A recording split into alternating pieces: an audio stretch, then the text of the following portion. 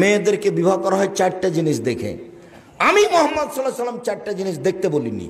এটা পুরুষের স্বভাব, এটা পুরুষের গতি, এটা পুরুষ মানুষের স্বভাব।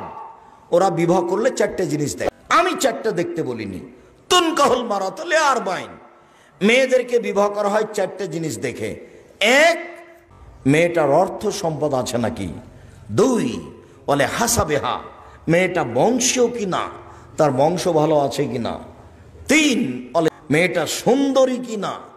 চার, বলে দিনেহা, মেয়েটা ধার্মিক কিনা, সে ধর্ম মেনে চলে নাকি, সে ঢং ঢং করে ঘুরে বেড়ায় মাথায় কাপড় না দিয়ে, নগ্ন পোশাক পরে স্কুল কলেজে যায় নাকি, বন্ধুর সাথে চলে নাকি, ছবি উঠিয়ে বেড়ায় নাকি, পিকনিকে যায় নাকি। সারের সাথে বন্ধুর সাথে পিকনিকে চলে গেছে, কত নাচার কত গান, ওর বাপ নাই।